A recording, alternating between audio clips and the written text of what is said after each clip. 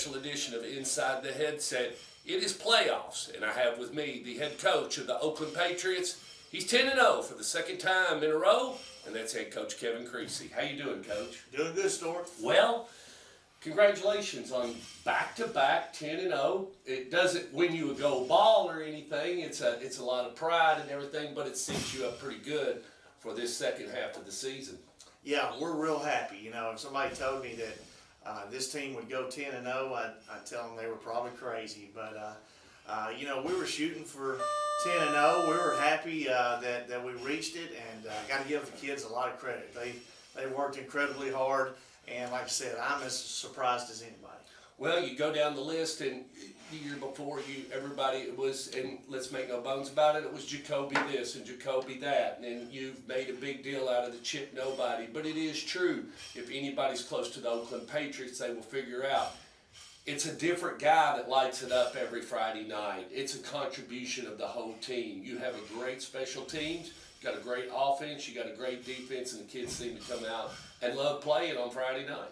Yeah, you know, we had a lot of talented guys last year, and coming back with 2 starters back on defense and 3 back on offense, you know, a lot of people were kind of counting us out, and you know, we hadn't had the doors getting beat down by college recruiters, and so yeah, it was a natural feeling to kind of have a chip on your shoulder for some of our guys, and we think the end result is our guys are playing as a team, you know.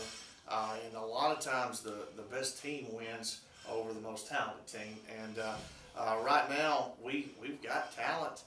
It's just kind of undiscovered talent, and hopefully they keep playing well, and some of those guys get a little more and more attention.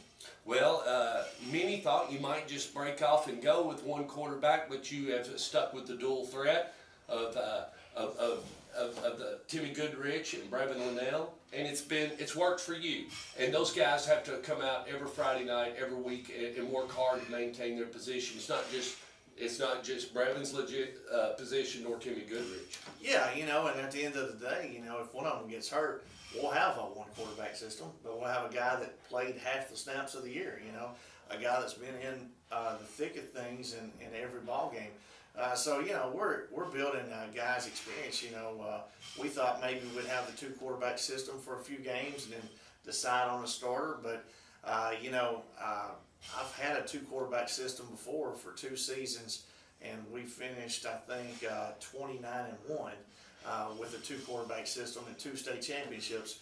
So it can be done, and we did it every other play, kind of like we're doing right now. So it worked out for us in the past. It's working out fine for us now. At the end of the day, you know, both kids want to be the starting quarterback, and if that wasn't the case, then we wouldn't have a 2 quarterback system. You know, I want both of them to be angry and mad and have a chip on their shoulder, you know, to be the guy. And at the end of the day, they both get along well. They're both competitors. They both know that this system's doing pretty good for us. And because of that, they're going to keep competing. And if one of them goes down, then we shouldn't miss a beat. Today's Wednesday, 2 days away. You play a Chuck Gentry Lebanon Blue Devil team that's 5-5. We used to play Lebanon all the time back when it was old Region 4-5A, and I used to love playing them, but we do not meet them. They don't have to play us, and we don't have to play them in the regular season. Talk to us a little bit about the Lebanon Blue Devils at 5-5. Yeah, I remember back in the day, Lebanon kind of had Oakland's number. There was a lot of times Lebanon would come up here and beat a really good Oakland team. I think the last time Oakland won the state championship, their only loss was to Lebanon. There was a lot of battles between Lebanon and Oakland, made for a good rivalry. But with that being said, you know, we know that this Lebanon team's much improved. They got more wins this year than they've had the previous 3 or 4 added together. New coaching staff, you know, brings new energy. Coach Corbett, who helped with our DBs last year, yeah. He coached our safeties. He's their defensive coordinator. Okay. You know, and Coach Gentry, you know, just got his first head coaching job, but he's worked under Jimmy Maynard for years. So I'm sure, you know, him and Cookville have kind of spoken this week. But Coach Gentry's always done a really good job of running offenses.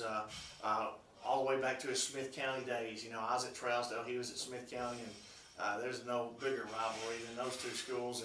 And so we've gone against each other for years, and then of course he goes to Cookville and I go here, and so we had some good battles there as well. So we're both pretty familiar with each other, and I think it kind of gives a different dynamic with one of our coaches actually being on their staff, kind of knowing our kids a little bit, kind of knowing our stuff a little bit.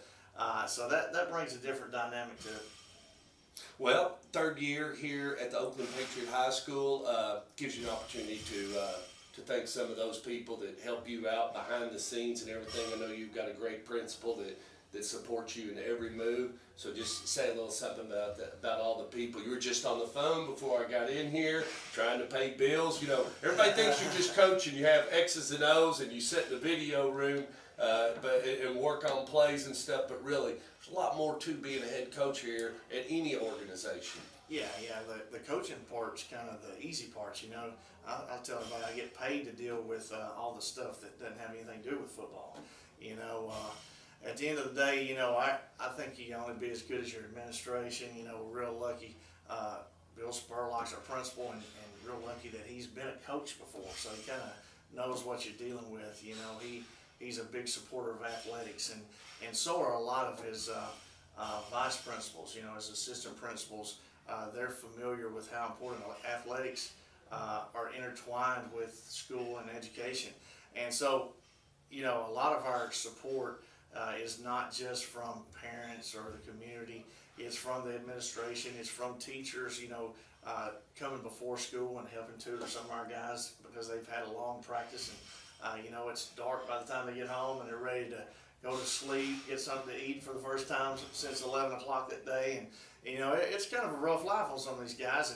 And we got great teachers that are willing to go above and beyond and help these guys out during our PAT period, which is kind of like a little enrichment period to study all at the same time. And then, of course, they go before school. They help us after school. The principals have always been real supportive.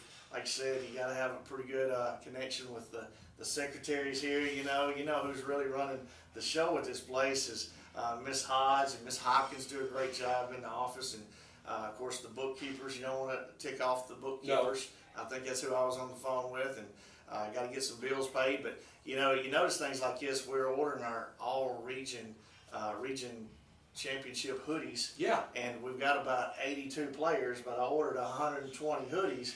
It's because of the support staff. You know, it's because of you know, the administrators and the bookkeepers and the secretaries, all the people that do a lot of work behind the scenes. And then of course, you know, on Friday nights, you know, we've got guys that, you know, film for us. You know, we've got people that are in charge of the managers. You know, we got people in charge of the hospitality room for the referees. You know, just all these things of people not realizing, you know, you got to try to take care of the ticket takers, take care of the people that are in charge of reserve parking, you know, try to take care of your OEC booster club members, you know.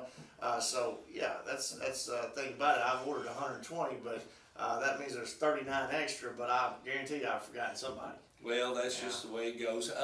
Your fans have been very supportive this season. You expect them to be here Friday night at 7 o'clock, just like normal, clock in. Anything logistically that the fans need to know, City of Murfreesboro or the Lebanon fans traveling over for Friday night's match? Yeah, you know, if they've got any way to get to our front office, they need to buy the tickets beforehand. I would.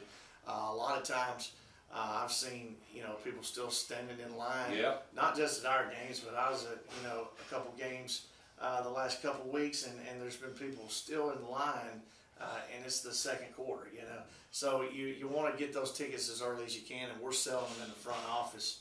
I think tickets have gone up to $8 this year. TSSAA has to have their cut. No comment, but you better bring cash. I know a lot of people probably want to cut a check, but we only take cash, and you need to bring plenty of it if you got a big family.